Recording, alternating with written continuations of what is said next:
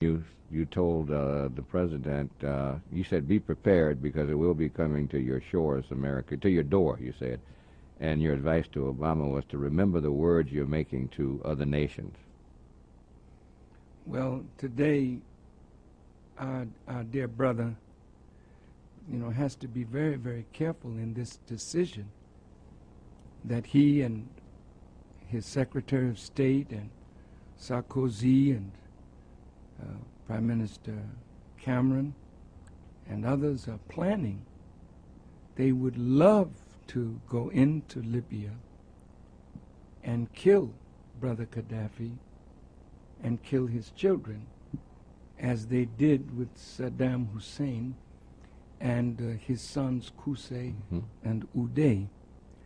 You must remember, dear people of America, that whenever government wants you to think and act in a certain way that would bring justification to an action that they are already planning to make, they must make the person that they hate a boogeyman.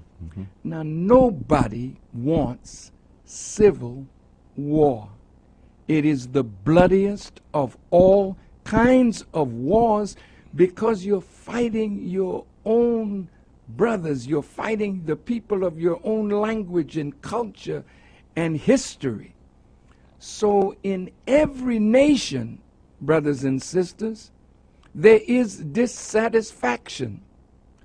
And what the CIA does is go into a country and move among the people that are dissatisfied to stimulate a revolt against a leader that they don't like because they want regime change. I want to be specific. When George W. Bush was president, he said they wanted regime change in Iran, in Korea. Regime change. How do you get regime change, honest America? How do you do that?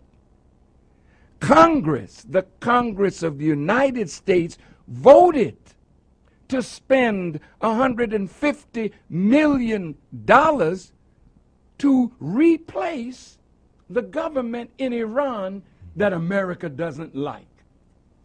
So they send their agents in to work among the, the dissatisfied.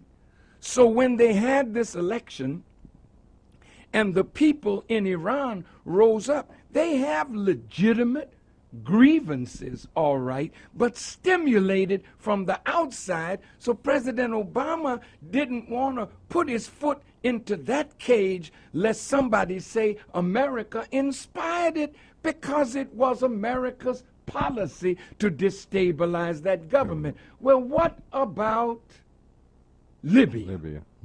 See, how much money is being spent to arm the so-called rebels? They're dissatisfied. Well, what is their dissatisfaction about? Do they have jobs? Yes. Do they have food? Yes. Has Gaddafi used the oil money to build Libya? Yes. Did Gaddafi use oil money and discover water under the Sahara Desert and brought that water to the surface and brought water from Benghazi all the way to the border almost of Tunisia? Did he impose farming in the desert so that they could feed their own people? Yes. Are there billions of dollars that he's spending building homes, building apartments for his people? Yes. So something is under this.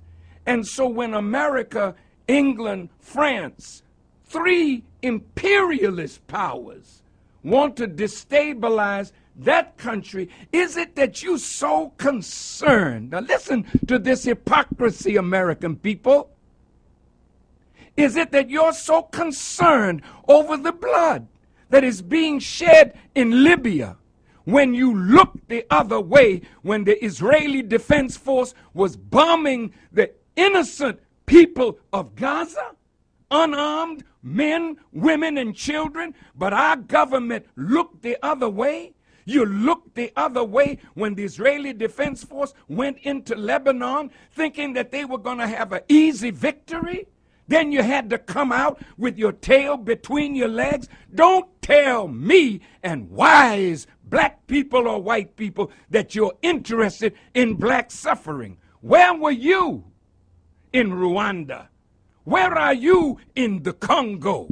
Why did you go to Darfur? Because oil is there.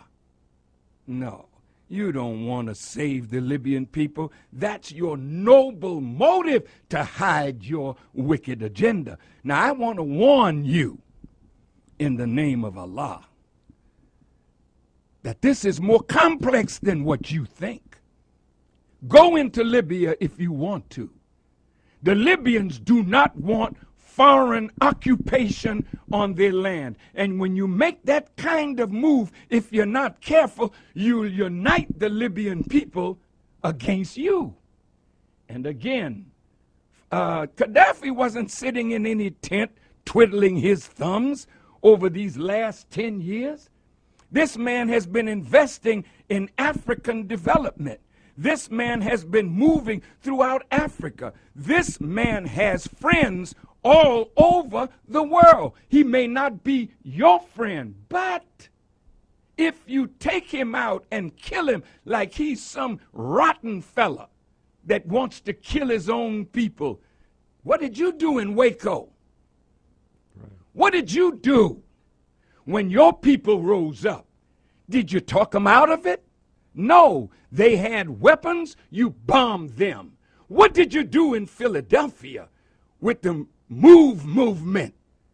Did you talk them out of their home or did you bomb them? We didn't hear any outcry from you religious hypocrites that love the lives of human beings.